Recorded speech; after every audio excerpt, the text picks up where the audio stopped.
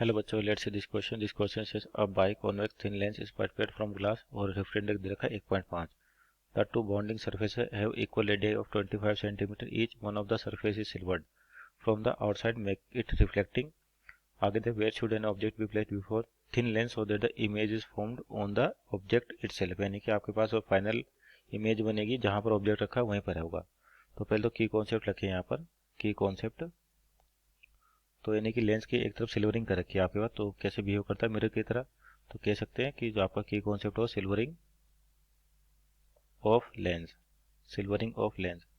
तो सिल्वर करने के बाद आपका कैसे बिहेव करता है वो एक मिरर की तरह. जैसे आपके पास मान लीजिए लेंस दे रखा है बाइकॉन्वेक्स है, इसका मतलब आपके पास दोनों तरफ रेडियस बराबर होगी और इसकी एक साइड को क्या कर दिया, सिल्वर कर दिया. तो यहाँ पर अब अपने को बताना है कि जो मान लीजिए ऑब्जेक्ट यहाँ पर है तो इमेज भी कहाँ पर बननी चाहिए, यहीं पर बननी चाहिए आपके पास. और देखिए जब सिल्वरिंग करते हैं तो आपका जो इक्विवेलेंट फोकस है वो क्या लिखा जाता है कि 1/F_E. इक्विवेलेंट फोकस क्या होता है, यहाँ पे मान लीजिए रे जाएगी आपके पास तो एक बार तो क्या होगा, रिफ्लेक्शन होगा आपके पास, फिर क्या होगा, रिफ्लेक्शन होगा और फिर से रिफ्लेक्शन होगा. यानी कि आपके पास जो लेंस है दो टाइम काम आ रहा है और मिरर एक टाइम. तो इसका जो इक्विवेलेंट फोकस लिखा जाता है, इसका क्या फॉर्मूला होता है आपके पास, 1/FM. यानी कि focal length of mirror minus 2 times of focal length of lens, F lens. तो यहाँ पर देखिए पहले तो लेंस की फोकल लेंथ निकाले. फोकल लेंथ क्या होता है आपके 1/F equal to n-1. n-1 into 1/R1. 1/R1 minus 1/R2.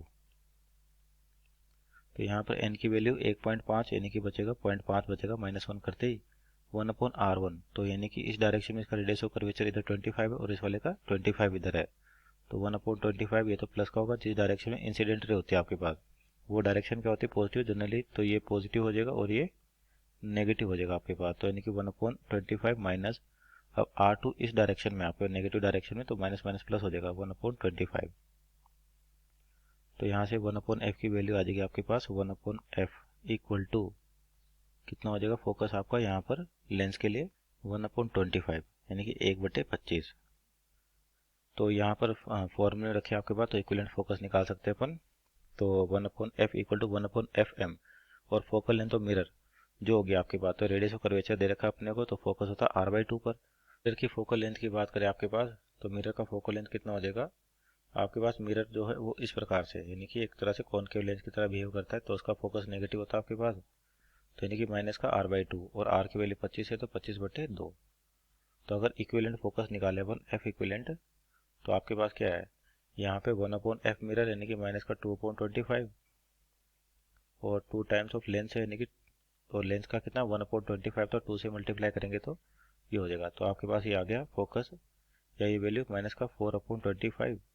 तो ये फोकस की वैल्यू हो जाएगी अपने पास इक्विवेलेंट फोकस की माइनस का 25/4. ये हो गया सेंटीमीटर. तो यहाँ पर सबसे इंपॉर्टेंट बात की जो आपको साइन कन्वेंशन है उसका ध्यान रखें.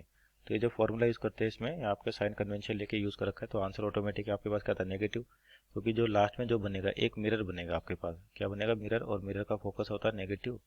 तो यहाँ पर आपका आ भी रहा नेगेटिव. तो यानी कि अपने पास इक्विवेलेंट फोकस आ गया और आपका जो ऑब्जेक्ट और इमेज है दोनों एक ही जगह, ऑब्जेक्ट और इमेज दोनों एक ही जगह पर है. तो यानी कि जब ऑब्जेक्ट और इमेज एक ही जगह पर रखे होते हैं तो इसका मतलब जो आपका ऑब्जेक्ट है मिरर के इस कॉम्बिनेशन के जो मिरर की तरह बिहेव करते हैं सेंटर ऑफ कर्वेचर भी रखा होना चाहिए. तो आपका जो सेंटर ऑफ कर्वेचर होता है, क्या दूरी होती है इसकी सेंटर ऑफ कर्वेचर की, यानी कि अपन U लिखे यहाँ पर.